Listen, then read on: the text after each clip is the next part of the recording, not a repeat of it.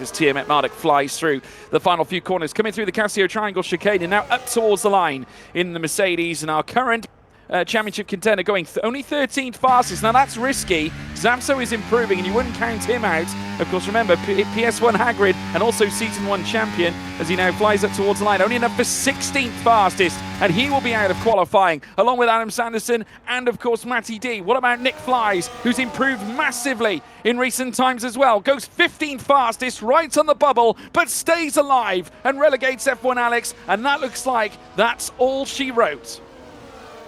But Racing Chai be looking to be the first of many coming up towards the line to register their final runs here in Q2. And I can tell you that the time has improved for Racing Chai. Personal best in that first sector of a 31.834, and he's gone and put in a personal best in the middle sector of a 39.219, which incidentally is faster than Formula Karim's previous lap. As now Chai makes his way towards the line. Can he blast past Formula Kai? No, but he goes third fastest. We've got Ricky 03 looking to move his way into the top 10. Does so. Goes 7th fastest. And that will certainly please Haydon Gullis, I'm sure. Here comes Lolin Ober into 4th. Scott Taylor to the top as the Haas pairing continue to work together, with Formula Karim up to 5th now as Tiamat Marduk goes fastest, which will put a smile, I'm sure, on Adam Sanderson's face. That guy Vince into 7th, GB 5th, Infratic going to 3rd, Noiguera in 4th, Nick Flies now relegated, Meraki last but not least. I think he's done it, I think he's made it. We'll watch now. No, he hasn't. 11th fastest for Jake,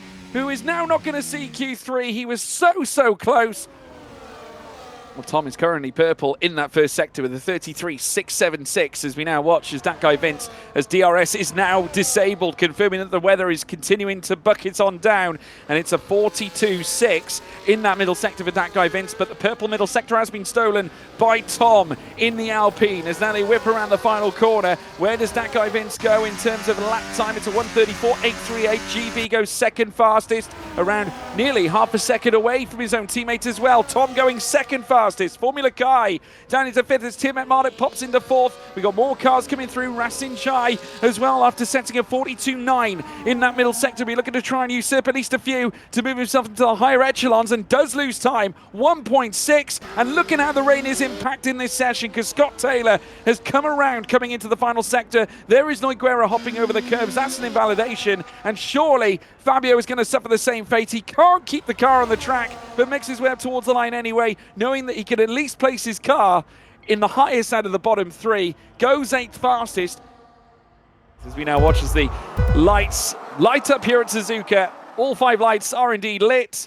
They go out, and it's pedal to the metal, and it's go. GB getting a good start, as does Racing Chai, but the Aston Martins getting a better jump than any other team, really. That guy Vince was threatening Racing Chai around the outside, coming in towards turn 1 as they now venture uphill through towards the S's. It is still GB, Racing Chai holding station in 2nd place. It's Alpine in an Aston Martin sandwich with Racing Chai, but equally that guy Vince in an Alpine sandwich as off goes F1 Alex onto the grass. Has had a major moment and will rejoin back out onto the track, but at the back of the field as now he makes his way up through towards the Dunlop corner, coming through over the crest, coming through out of turn 7 as they now make their way into the Degners. It's GB, Racing Chai, that guy Vince, Tom settling in 4th place with Lolin Ober, who is now fighting up through into the top 5 after Scott Taylor qualified heroically well. Tiamat Marduk already up into 14th place. Is now Formula Karim goes side by side with Noiguera on the run out of the Casio Triangle chicane. Work this one out, folks. They now all sprint down one, or should I say 2 by 2. They're 3 wide for the back in a battle over 3rd, and Tom has moved himself up, and off the track goes Lolin Ober. That guy Vince trying to hold station, and Tom has gone wide around the outside to try and get the move done, coming up through the snake section, and has done it as well. Incredible move there from Tom, and wheel to wheel between Formula Karim and Lolin Ober on the run uphill once more as well. Karim 2nd in the championship, looking to try and drive himself upwards further up through this field as now he flies over the hill, coming out of Dunlop corner at turn 7. Now the Degners come up. He is now in 6th place still, with Lolin Ober keeping him behind.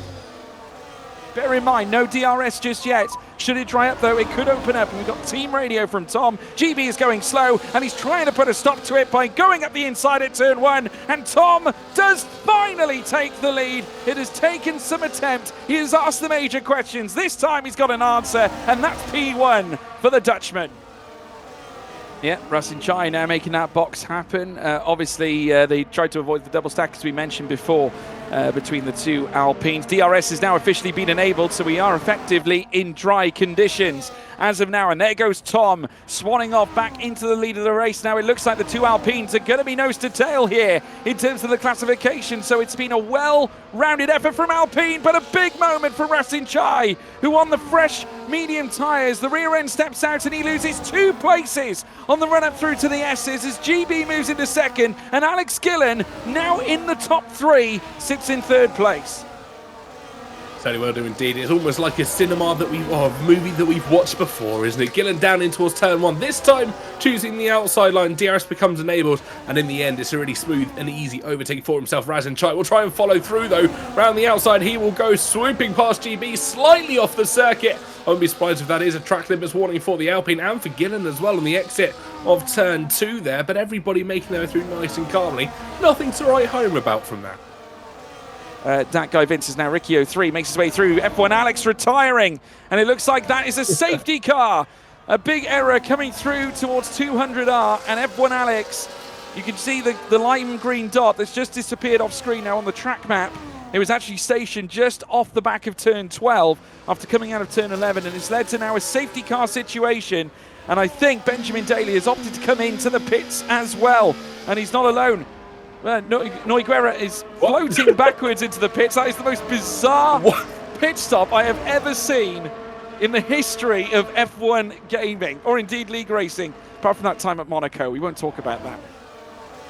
Alex Gillen only has 9% wear, so I don't think it'd be much of a difference. So alluding to that factor that we were discussing earlier on, is now they pick up the pace heading down the hill, down through towards turn 1 very shortly. It's Alex Gillen who will take them through, and it's pedal to the metal for the 2nd time in this race now. It's Alex Gillen, Tom further back, Rasin Chai, Lolinoba looking into the inside as well of the 2nd Alpine that currently sits in 3rd place, unable to make the move, but Noiguera has moved up to 10th ahead of Ricky 03. So a decent race start for the Ferrari. Tim Emardek looking to do the same as now he moves up to 11th, and I think Ricky 03 has been stuck here because he's lost out to Nick Flies as well here in the 1st sector. Not a great restart for Ricky 03, but it's Alex Gillen who still leads the way with Tom on fresh medium rubber in 2nd place.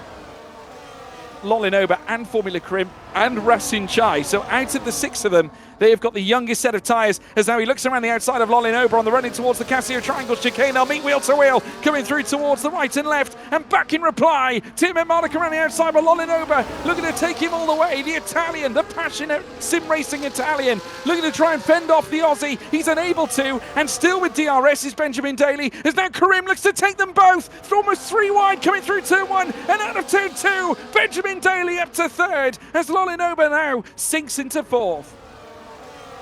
In the mix, I'll show you, say Zapso wasn't in turn ahead. We have got a yellow flag in sector 1, and it looks like Formula Karim, one of the championship contenders. He's got wing damage as well. Shock horror here at Suzuka.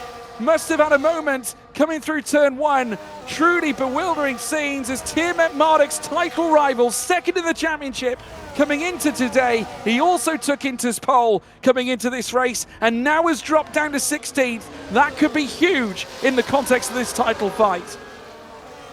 The final corner before beginning their next lap, lap 41 and 53. We have got stops. Tim Emardek coming in, and no doubt is going to move on to the soft tyres, I'd imagine. What's he picking? No, fresh set of mediums. That surprises me, to be fair, but he did use his soft tyres very early on in the race. So obviously he plumb in for a new set of mediums, and we'll go full push on this now, right to the very end, as now Haydon Gullis blasts down the straight and will move ahead of Benjamin Daly after pulling off the undercut. Has been registering fast lap after fast lap, holds the fastest lap of the race. As Haydon Leigh says, this controller stuff is pretty easy, and it looks like Tim Emardek has found himself stuck behind the Ferraris.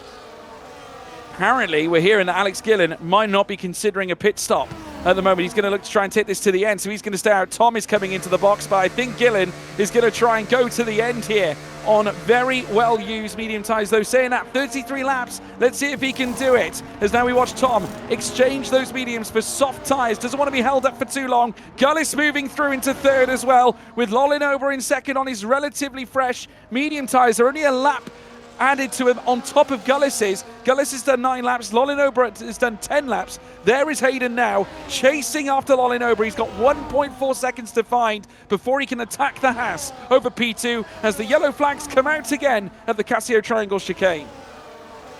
Through towards turn 11, and then pirouetting as Nick flies, retires. We did see a puff of smoke and a safety car. Oh my goodness me. Well, a safety car has now been brought out here on lap 46, and Lolinober trying to build the gap between himself and Haydon Gullis straight away. Now this has opened many doors across this grid. They'll all be bunched up together. The one McLaren that got it wrong. And can I just add as well, this has brought Formula Karim into this fight as well, as we now watch them come out of Spoon Curve. Well, I tell you what, drama, TK. It's just stepped up a notch.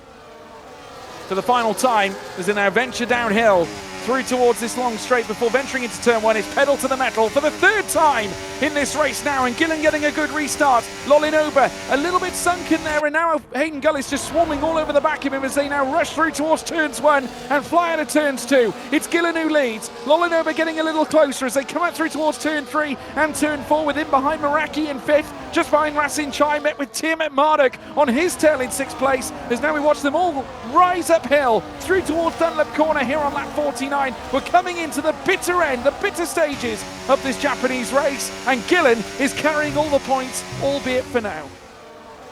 But still, Lolinober is defying him. It's been an absolutely monstrous drive here from Lolinober, but equally for Gullis, as they now make their way through towards 130R. Gillen in front still, but for how much longer? Here comes Gullis now at the inside, and he might go 2 for 2 as he makes his way down through towards the Casio Triangle, and nose in front as Gillen looks to renege the position, coming through it towards the final 2 corners to then venture onto the final lap. It's wheel to wheel between Gillen and Gullis, heading down through towards turn 1, into Lolinober, into this fight as well, 3 wide, coming in towards turn 1 now, and Lolinober takes the lead of the race for the first time in a long time in the Creator Series, and now on the final lap, will look to take this home.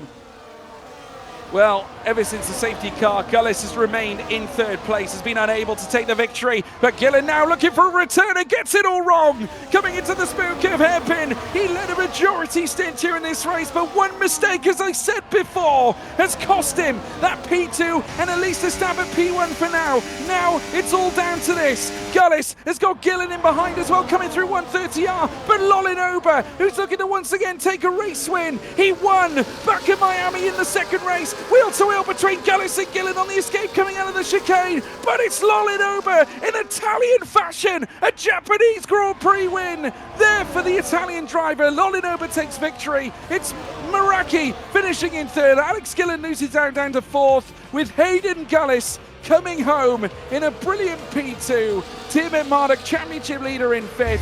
Further down as well, plenty of other drivers fighting over the latter positions, but wow, what a phenomenal race, TK. Digest that one.